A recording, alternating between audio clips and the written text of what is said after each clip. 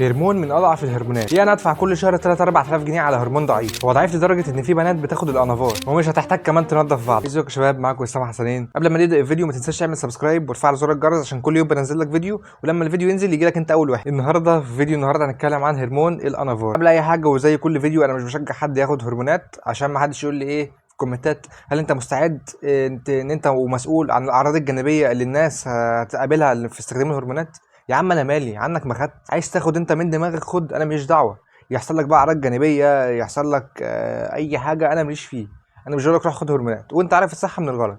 انا بس بشرح لكم الهرمون، كل هرمون مفصل لوحده، عشان لو حبيت تاخد تبقى فاهم انت هتعمل ايه وما تاذيش نفسك. الانافار هرمون يعتبر من اضعف الهرمونات اللي في الهرمونات كلها. هرمون ضعيف جدا لدرجه ان البنات بتاخده، بان هو بدائيا وذكوريا مش اقوى حاجه، فعشان كده البنات بتاخده عشان ما تقلبش بقى صوتها يخشن ويطلع لها دقن وشنب والدنيا تبوظ معاها قوي. كل هرمون ليه خصائص بنائيه وخصائص اندروجينيه اللي هي انابوليك واندروجينيك. الانابوليك في الانافار 330 والاندروجينيك 30، فطبعا البنائي اقوى من الذكوري، عشان كده زي ما قلت لك الخصائص الذكوريه بتاعته قليله. عشان كده البنات احيانا لما بتيجي تاخد كورسات هرمون بتاخد انافار مثلا واستنازول او حاجه شبه كده. طبعا لازم تبقى عارف كل عمر نصفي او هاف لايف لكل هرمون، ان العمر النصفي ده هو اللي بيحدد تاخد جرعه كل قد ايه.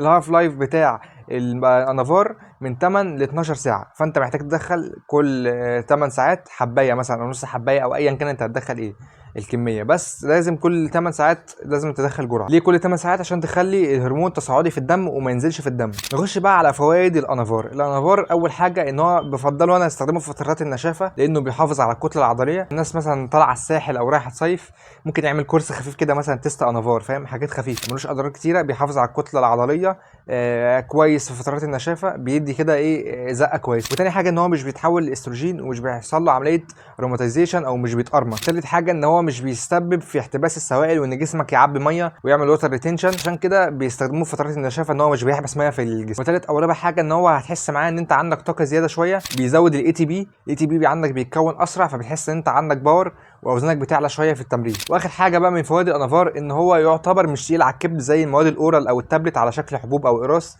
زي بقيه مثلا المواد الداينابول او الانادرول او السوبر درول اللي على شكل حبوب بتبقى سامه جدا وتوكسيك على الكبد. فالانافار مش بيعمل نفس القوه على الكبد ويبقى توكسيك على الكبد زي بقيه المواد زي الداينابول والانادرول. طبعا بيرفع انزيمات الكبد بس بشكل قليل جدا جدا غير ملحوظ، بس طبعا لازم احنا ناخد معاهم دعامات كبد. وخطا شائع دايما بنشوفه او كتير قوي قوي قوي في حته الانافار دي، ان واحد مثلا لو عايز ينشف مثلا عشان يصيف او ايا كان يقول لك انا هاخد انافار وكلين باترول اللي هو حرق الدهون.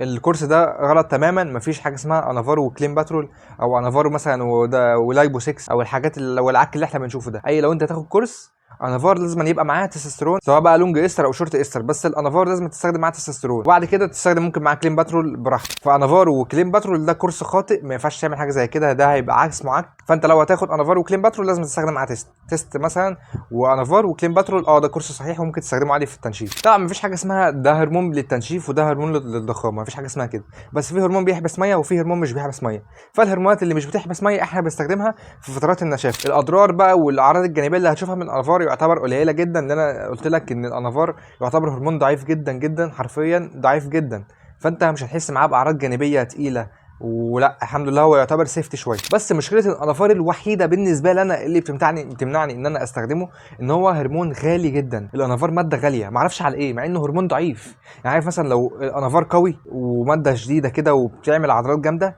هقول لك ماشي تبقى غاليه مش مشكله، يعني ندفع فلوس بس ناخد قدامها مقابل. لكن احنا بندفع فلوس في الانافار وهو ماده اولا مش بتديك القوه اللي انت محتاجها، لا هي بتديك بس زقه خفيفه خالص ممكن انت ما تلاحظهاش اساسا. فليه انا اخلي لاعب عندي مثلا يدفع 4 5000 جنيه او ولا 6000 جنيه في الشهر عشان انافار وماده ضعيفه مش هنشوف منها يعتبر نتائج؟ لا حرام. الفلوس دي ال 5 6000 جنيه دول يدفعوا مثلا في حمايات ولا تحليل او يجيب هرمون تاني. فدي مشكلتي الوحيده مع الانافار، ان هو قيمه قصاد سعر 0 من 10 حرفيا او 1 من 10، قيمه قصاد سعر غالي جدا وهو ماده ضعيفه. لكن لو الانافار كان سعره رخيص شويه او اقل من كده بشويه كنت انا هحب الانافار جدا واستخدمه في معظم الحالات. لكن انا الصراحه مش بستخدم انافار نهائي، يعني ما جربتوش قبل كده مع غير مع واحد بس، ان هو غالي فعلا، ماده غاليه فحرام. فانا لو بستخدمه هستخدمه بس كبريدج ما بين الكورسات، يعني مثلا لو انت تاخد كورس بعد كده تاخد كورس كمان، انا بديه في النص كده ايه زي كوبري بس بيمهد للكورس اللي بعده. طبعا اي هرمون انت بتاخده سواء كان ضعيف او قوي بيأثر على دوره الهبته اللي هي دوره الهرمون الطبيعيه اللي جسمك بينتجها، فلازم تعمل بعديه بي سي تي، وممكن لا على حسب